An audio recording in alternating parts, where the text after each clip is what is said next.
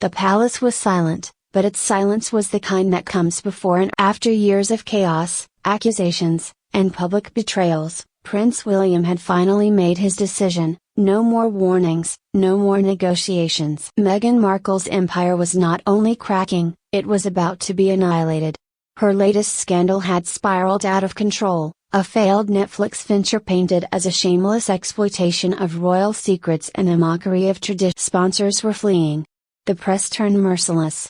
And Harry, once her impenetrable shield, was now a wavering shadow, torn between defiance and defeat. William, the brother she once dismissed as cold and rigid, had transformed into something far more dangerous, a strategist with patience sharpened into a. His first strikes were silent, an unseen network of allies briefing select journalists, orchestrating calculated leaks that painted Meghan not as a victim but as the architect of her own ruin. But the final blow, the one that would leave her with no path back, was still hidden in the dark. Meghan felt it coming. Nights were sleepless, phones burned with desperate calls to agents, attorneys, and the dwindling few still willing to stand by her brand, once built on rebellion and a promise of authenticity, now read like a cautionary tale. Deals were suspended, charities distanced themselves, and private letters from former friends spoke one chilling sentence: "This is not about justice anymore, it's about." Meanwhile, William was calm, almost unnervingly so. He kept his royal schedule, smiled for cameras, shook hands with dignitaries, and never once spoke Meghan's name. That silence was his weapon.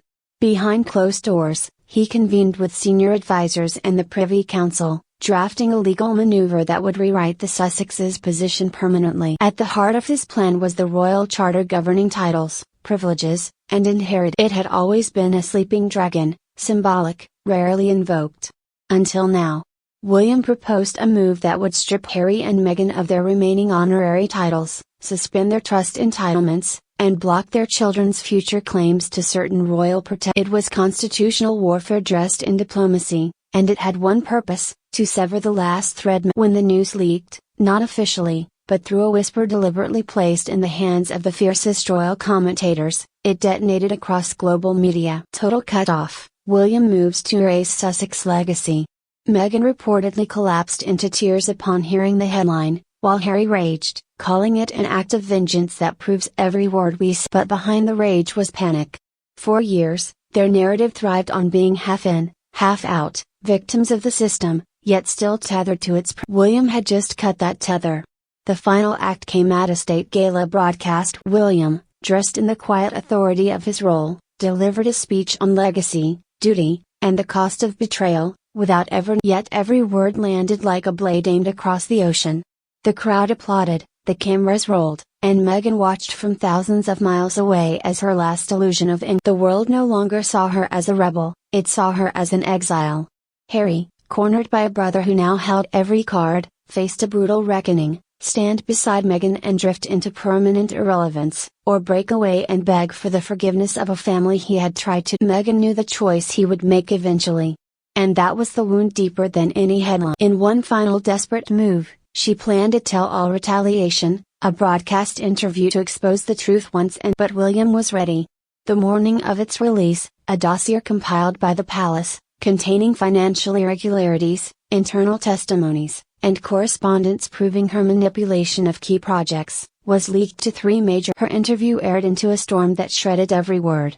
Ratings plummeted, sponsors withdrew, and public sympathy vanished overnight. For the first time, Meghan faced not criticism, but collective rejection.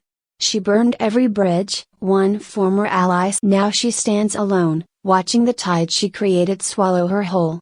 The vendetta was complete, not with a shout but with a surgical. William never gloated, never declared victory. He didn't need to. The monarchy's image, once shaken, stood firm again. The Sussex name became a byword for exile and self-destruction. And somewhere in the quiet corridors of Kensington Palace, the heir looked out over the city, not with triumph, but with the cold satisfaction of a man who had restored order, by any means necessary.